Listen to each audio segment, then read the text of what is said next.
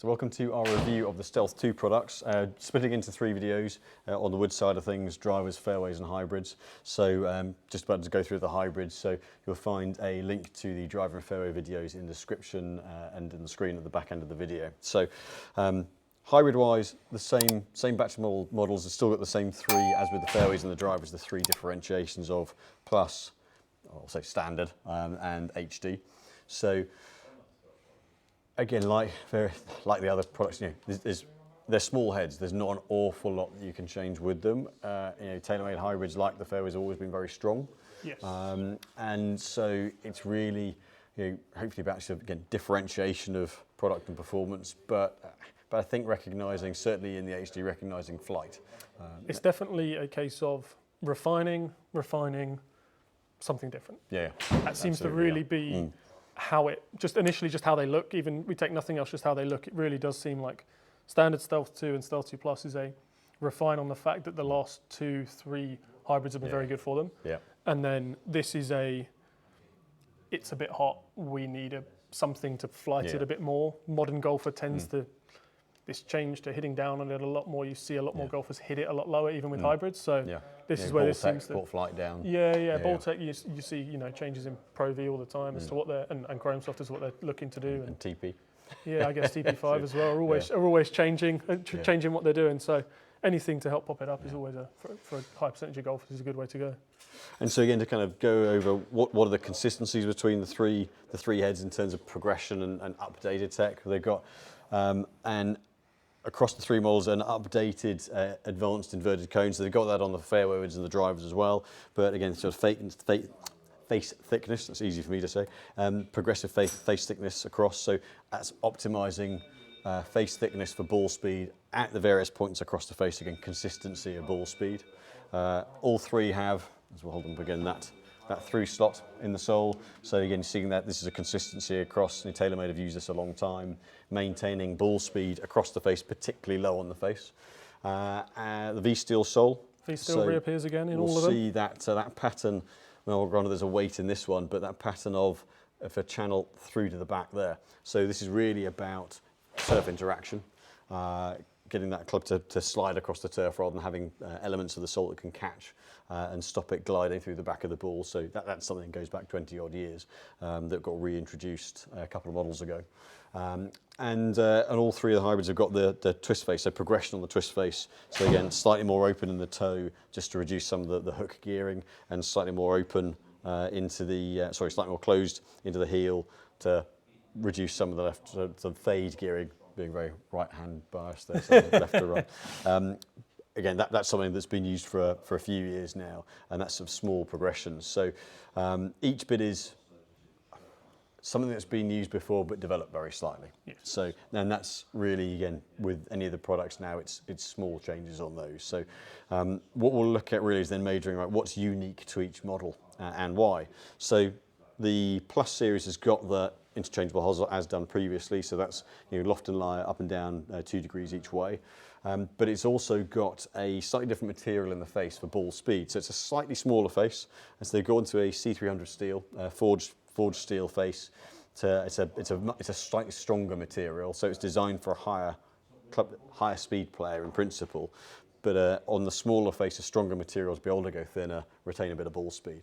And so that and the adjustable hosel, obviously a very different head shape, are the 2 structural variables. Big difference with that. On the face, no laser alignment. No laser, which, yes. Again, based on, because of the head shape, it's a little bit more square in the toe. You can't really do the laser alignment with the head shape, just purely from a, you consider it from a design perspective. You couldn't get the arc with the shape. True, and part of it also, I mean, with never holding for face up, this one sits a little bit, it progresses higher into the toe, whereas the standard and the Plus are shallower. So if you were to put that line on the top of this, then it's actually going to miss a line where the face looks like. It's going to make you think you're going to be hitting it. Exactly that. Over your shoulder. And some of that shaping is to be more like an iron. This is not designed to be a drawbars head. A little bit more weight out of the toe. Slightly deeper toe is designed just to hold that face a little bit more open. And progress visually more off the irons as well. So the kind of player using the Plus series is generally someone who's a higher speed player, squeeze it a little bit more, wants it to play flight-wise a little bit stronger, because if you've got more ball speed, the ball's going to get higher anyway. So it's actually about kind of keeping the ball flight down and forwards a little bit more. And it is, I think, shape-wise, quite distinctive. It's a little bit rounder, I think, versus previous models. It's a slightly rounder shape, almost slightly more squat. It's also got a very obvious carbon head to the finish to the top, which if I get the light right, you'll see the mottling on the crown of this. Which the other two do very much not. They're very much the old school Taylormade hybrids of the last few years. Of you can see the carbon underneath a clear gloss overcoat, whereas that just seems like it's showing the mottling. Very much showing what it's got going on, which will suit some people. I would imagine there will be an aerodynamics claim element to that. Of course, it will be Very for minor, aero but, because of the head shape. So, flight-wise, I'm gonna, with hitting down on it and a wrist like mine, I'm gonna get you to hit that one. Yeah, I can understand that. So it's not a hybrid head that's designed to be the most forgiving head in the world. So a smaller shape. So this is something I've very much geared around that. Both the Stealth and just seeing this one. Personally, for me, it doesn't suit my eye. To me, it looks very square. Yeah. On the back edge, on that kind of toe edge, it looks very much like a kind of just a straight line on that toe edge. And to me, it just really throws off my eye for alignment. Yeah. You see, I think this one more so than it was a slightly longer head with the Stealth before, and that slightly more squat, shorter head.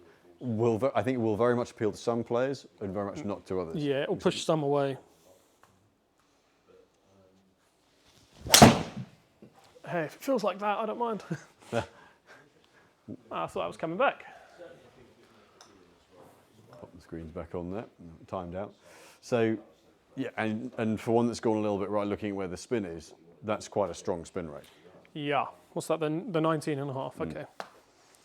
So this is the other thing with them is they're all slightly different loft, even when they go down to the same 3 replacement. You get a 19, a 19.5, and a 20. Yes. Yeah, so this one's the same loft as previous model, and the standard model is a 17, a 19.5, and a 22 in this.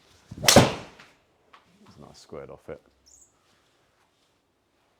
Yeah, so that's a strong spin. To put this into perspective, much like what we're seeing here for someone like Matt who's swinging this one at 113 miles an hour, that is a low spin. Yes. So very much a case if you get someone who trap cuts it and flares it up, then this. I think we're going to be lofting this up quite a bit. Yeah, based on those couple of shots and where that spin is. Having seen the gain in spin success with the fairway woods, this looks a little bit like it's going the other way. Yeah, very much like towards. It's trying to it's trying to really flatten it down now. Whether that's just the Plus model to clearly differentiate, because there were times last year where it was where you could do the Plus or the standard because actually the performance was pretty much the same. Yeah. It may just be they're trying to separate them all, and in which case they've done a brilliant job in separating them. Based on those initial, unless that's going to now spin at 3,000 and then we're in trouble. But I think what the argument for that is then that allows you to use more loft and not have it flare up. So for a lot of the time into the utilities, into the hybrids, it's about you're trying to make them more forgiving, and a bit more loft, a bit more launch can help with that.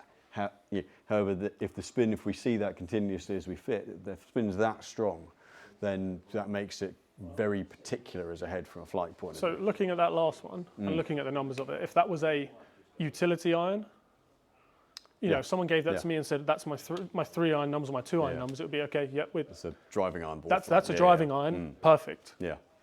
As a hybrid, that you may want to try and flight into a green a little more. That looks a little on the stiff side, but then you could argue that it's just a forgiving. Does this fit into a forgiving utility iron kind of? The more the iron-like, but with a hybrid head on the bottom. Yeah.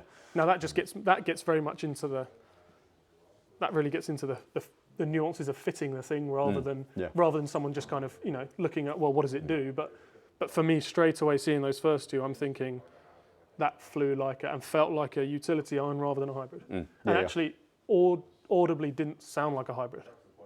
Yeah, as I said, it was a very solid sound. Yeah, it didn't have that real loud ting. This is the first time because this was when we get a pre-look at some of the product a couple of months back. This wasn't available at that time, so this is literally the first time we're seeing. Those were the first two swings that have just been. So it's quite a seeing, and this is I think one of the criticisms of hybrids in the past, and we'll see as we go onto the HD, where that's a great head, is that they've been too flat. You know, players are using them to replace long irons. We want the forgiveness, want the flight. They're meant to be got up in the air, get carry onto it, and I guess depending on what happens with the other heads, then that I guess it gives a counterpoint to it. But I think we're going to be using the loft up sleeve quite a bit. Yes. Yeah. It'll be interesting to see you now put some more normal speed swings on the standard model on the HD to see what we get from a spin perspective. So these are. To qualify, these are the high loft. These are the 4 hybrids versus so these are 22, 23 versus 19.5. So we're expecting to see a little bit more flight. So I mean, very, very, very similar visually to original Stealth. Something about whether the crown finish just looks a little cleaner. Whether it's the way that kind of blends into the back of the head, it just looks a slightly neater shape. I have to say, through everything we've looked at with the whole range of the Stealth 2 stuff, it does look.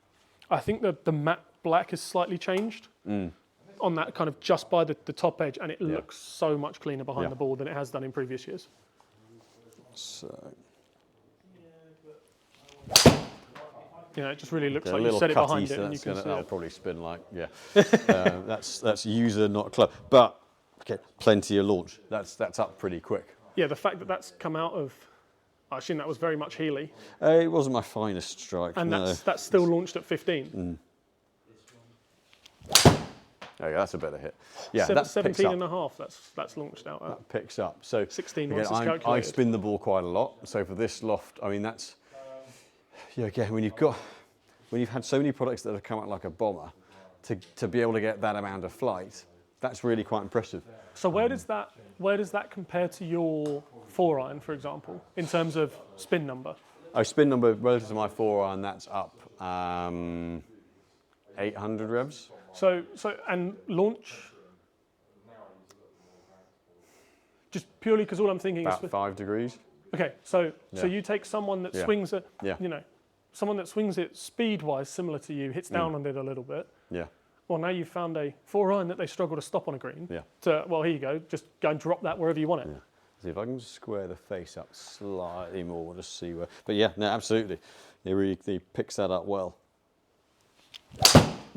Little lower on the face. He's tried to square it up and thinned it. But ball speed maintenance. So if you take those two, it's the same distance, but it's launched lower, spun up a bit more, but not lost any ball speed. All 3 of those you've just hit are within 0.2. Oh, that is quite, And even the 2 I hit with the plus, I hit one out the middle and one not, and they were within 0.2. So from a consistency of distance, it's pretty impressive from the forgiving side of things, just how good they are. Yeah. And the fact that low on the face we've got that flight and spin and trajectory, what we don't want is we don't want the low squirter. So that again, the whole purpose of a hybrid is to get that flight. So into the HD, slightly bigger head, maybe slightly shallower. Yes, yeah. When you pop it down, you can see it's whether it's shallow or if it continues a little bit for a little longer. Yeah, it just looks, if anything, a little bit slightly shallower. But then again, similar to the fairway, we're a little bit shallower, a little bit deeper. So very similar overall CC to the head, but just got there in a different way. So it's got the extra degree in loft. So you pop one of these just up the left half, I reckon. A little draw up the left half. So it doesn't, whilst it's a bit big, it doesn't look clumsy like some can do. So let's see, it's not shut the stance down. That is you can feel that's really getting epitome of exactly what that's designed to do. There you go. So you're not going to get someone swinging at 93 miles an hour using this club. So but up goes another 700-800 revs of spin. Launch is going to be hard to get too much difference, but that spin profile going up. Again, we've battled, and Taylormade have been very, very strong for yardage over the years. Hybrids in particular, whether it's Callaway, Taylormade, Titleist are probably one of the few who've retained a little bit of flight and spin, but we've had to go to 1 or 2 brands to get any flight on in the past. And that's, whilst you go, doesn't that make it shorter? It's so nice to see that spin. because you've now got a club that you can get airborne easily. But the thing I noticed with that one swing there, club path and the club delivery, bar face to path, the club delivery between that and the second one you hit with the standard Stealth 2, identical. That's popped up 1,000 RPM and is 1 degree less club face open. Which ultimately is the idea of that head. Whole idea, So HD high draw. That right there is proving what it does. So if someone said to you, what's the difference between the two? You just show them those two swings back to back and there's your answer. And this is a head that just Taylormade haven't had. Yeah. I don't know, possibly even ever, a head that gets that amount of trajectory.